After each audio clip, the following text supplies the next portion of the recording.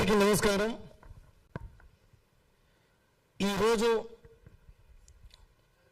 మంగ్లీపై కొంతమంది కావాలని నిందలు వేసి కొంతమంది బ్లాక్మెయిల్ చేస్తున్న వ్యక్తులు మరియు ఈరోజు సోమాజిగూడ ప్రెస్ క్లబ్లో మా గిరిజన నేతలందరూ కలిసి మా బిడ్డకు మద్దతుగా మంగ్లీబాయికి మద్దతుగా వివిధ గిరిజన నేతలందరూ ఇచ్చేయడం జరిగింది. ట్రైబల్ జేఏసీ చైర్మన్ రవీందర్ అన్న గారు,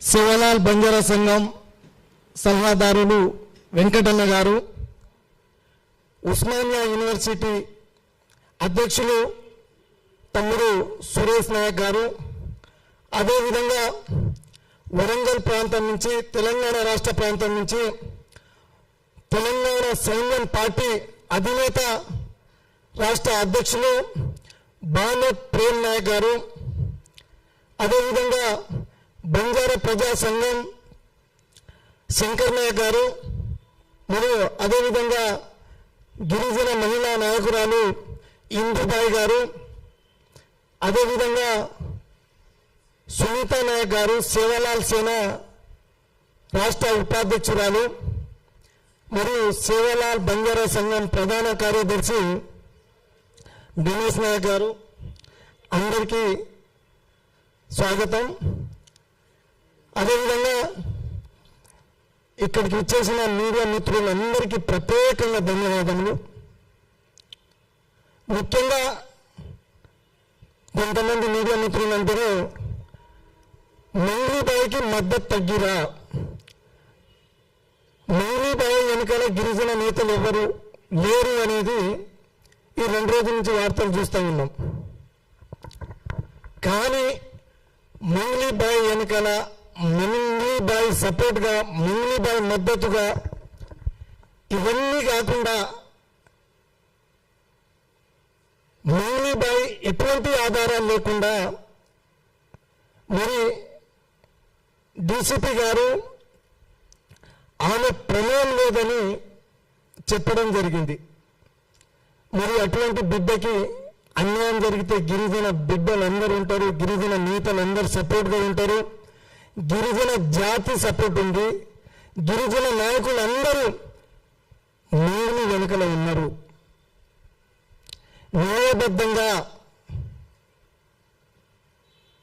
ఈరోజు గత 15-20 రోజుల నుంచి రకరకాలుగా మంగ్లీపై ఆరోపణలను, అదేవిధంగా ఆమెకు ఆ మైక్రో ఫైనాన్స్కి హస్తం ఉందని, మరి మధుతో పార్ట్నర్ ఉందని రకరకాలుగా నిందలు వేసి వాళ్ళ కుటుంబ సభ్యులు లాగిరు, ఆమెపై నిందలు వేసిరు.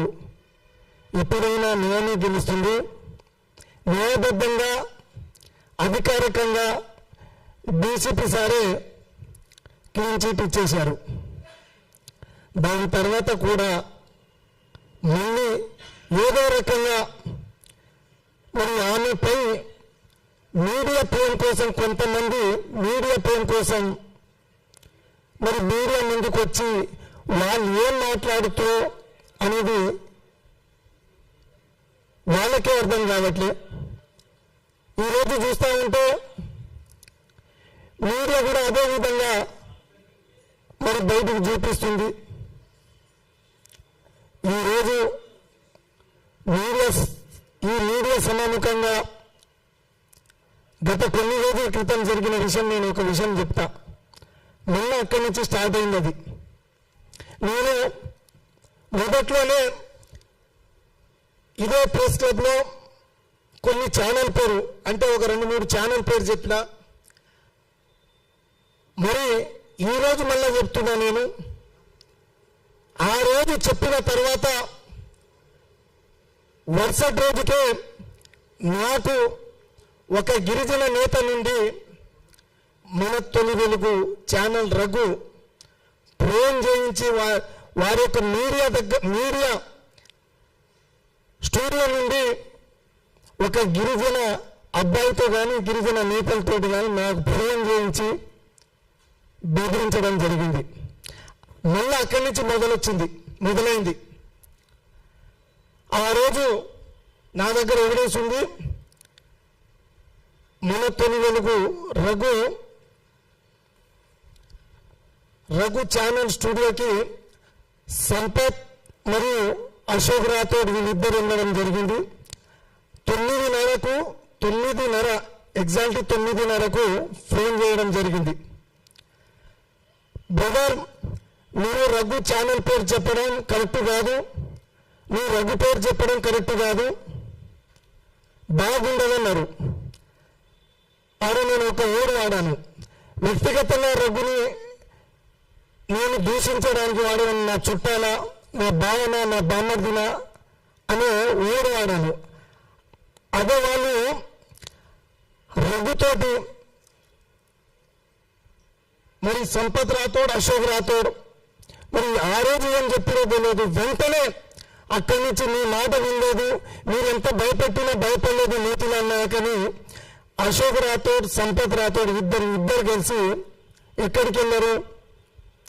సినిమా ఇండస్ట్రియల్ అసోసియేషన్ ఆయన మన మందిని బ్యాన్ చేయాలి అని మీకు ఒక ఫిర్యాదు ఇవ్వండి, మన మీడియా వస్తుంది, మిగతా మీడియా వాళ్ళని కూడా నేను పిలుస్తానని ఆ రోజు ఒక పేపర్ రాపించి వీళ్ళిద్దరిని పంపించడం జరిగింది. మన తొలి వెలుగు రఘు అంటే ఆ రోజు అశోక్ రాథోడ్ అన్న నేను అనవసరంగా రఘు పేరు తెస్తున్నావు, మంగ్లీ ఎవరన్నా మంగ్లీకి మద్దతుగా ఎందుకుంటున్నావు, రఘు పేరు తేవద్దు బాగుండదని భయప్రాంతం చేసి నువ్వు వెంటనే రఘుకు ఫోన్ చేసి నువ్వు సారీ చెప్పాలన్నాడు. నేను నెంబర్ పంపిస్తున్నా, అశోక్ రాథోడ్, సంపత్ ఇద్దరు నేను నెంబర్ పంపిస్తున్నా, రఘు నెంబర్ పంపిస్తా, వెంటనే నువ్వు సారీ చెప్పాను. నేనెందుకు సారీ చెప్తాను? ఆ రోజు మొదలు పెట్టింది మన తొలి వెలుగు రఘు, అదేవిధంగా సుమన్ టీవీ రోషన్. ఆ రోజు వాళ్ళు తప్పుడు వార్తలు చదివి తప్పుడు వీడియోలు చూపించి మొదలుపెట్టింది వాళ్ళు. ఇవన్నీ మరి రఘు చేస్తున్న పిల్ల వివక్షతోటి వీళ్ళ మధ్యలో వీళ్ళని పెట్టుకొని మరి అశోక్ రాథోడ్ని, సంపత్ని మీరు పోయి ఆ సినీ ఇండస్ట్రీలో మంగ్లీని బహిష్కరించాలంట. వీళ్ళెవరు మంగ్లీని బహిష్కరించాలని చెప్పడానికి మళ్ళీ అంటారు మేము గిరిజన నేతలు. ఎవరు గిరిజన నేతలు? నువ్వు జనసేన పార్టీ నాయకుడు స్పష్టంగా మీడియాలో చెప్పినావు. మంగ్లీపై వ్యక్తిగతంగా పార్టీ పరంగా నువ్వు కుట్రతోటే జనసేన పార్టీ నాయకుడిగా ఆడికెళ్ళావు. ఇంకొకడు అశోక్ రాథోడ్, వాడు బీజేపీ పార్టీ హుసేన్ నాయక్ అనుచరుడు, బీజేపీ పార్టీ నాయకుడుగా పోరాడు వెళ్ళాడు. అంటే మీరు పార్టీల పరంగా ఆంధ్రాలో 2019లో, ఏపీలో 2019లో ఒక గిరిజన యువతి సింగర్ మంగ్లీ వైఎస్ఆర్సీపీ పార్టీ ప్రచారానికి వెళ్ళింది ఒక కళాకారులుగా. మరి అవన్నీ ఆ రోజు మనసులో పెట్టుకొని ఈ రోజు జనసేన పార్టీ సంపత్ రాథోడ్ మరి పార్టీ పరంగా నువ్వు కుట్ర చేసి మా గిరిజన జాతిని అవమానిస్తున్నావు నీ పార్టీ పరంగా. మరి నువ్వు గిరిజన నేతని మళ్ళీ చెప్పుకుంటావు ఆడికి పోయి. నువ్వు గిరిజన నేత అని నువ్వు గిరిజన పక్షాన కొట్లాడాలనుకుంటే దమ్ముంటే జనసేన పార్టీకి రాజీనామా చేసి ఇదే హైదరాబాద్ యూనివర్సిటీలో బిడ్డ గిరిజన నేతలు అందరూ ఉన్నారు, చర్చకు రా. దమ్ముంటే నువ్వు గిరిజన నేతల సమక్షంలో చర్చకు రా. నువ్వు అరుస్తుంటావు కదా, మంగ్లీ అని అరుస్తుంటావు కదా, అరిస్తే అబద్ధం నిజం కాదు. కానీ నువ్వు జనసేన పార్టీ పక్షాన కొట్లాడుతున్నావు. జనసేన పార్టీ ఆ రోజు వైఎస్ఆర్సీపీకి మంగ్లీ ప్రచారం చేసిందనే ఉద్దేశంతో పార్టీ పరంగా ఈరోజు కుట్ర చేస్తున్నావు. ఎవరా నువ్వెవడు? గిరిజన నేతవా? గిరిజన పక్షాన ఏం చేసినావు? గిరిజన మహిళ యువతి మంగ్లీబాయ్ ఈరోజు గిరిజన లంబాడి వేషం వేసుకొని ఇదే ప్రతి మీడియాలో మా భాషలో మాట్లాడిన సందర్భం ఉంది.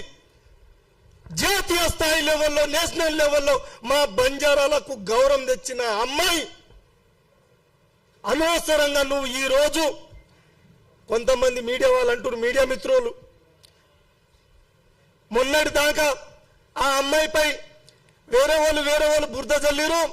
అదే మరి హేమాకాంత్ రెడ్డి, మరి వేరే సుబ్బారావు అడ్వకేటు, మరి తమ్ముడు ఈరోజు చూస్తే మీ గిరిజన నేత సంపత్ కదా, అశోక్ రాథోడ్ కదా. అంటే అయ్యా వీళ్ళు మా గిరిజన నేతలు గారు, వీళ్ళకి ఎటువంటి సంఘం లేదు, ఆ ఉస్మానియా యూనివర్సిటీతో అస్సలు సంబంధం లేదు. బిడ్డ నీ చరిత్ర తీస్తే సంపత్ రాథోడ్ గుర్తుపెట్టుకో, నువ్వు పిహెచ్డి స్టూడెంట్ అని స్కాలర్షిప్ తీసుకుంటున్నావు కదా, ఒక్కసారి సర్టిఫికెట్ చూసుకో బిడ్డ. అది బయటికి పెట్టాననుకో నువ్వు ఉండలేవు. ఈరోజు నువ్వు ప్రతి మీడియాలో ప్రతి చిన్న విషయానికి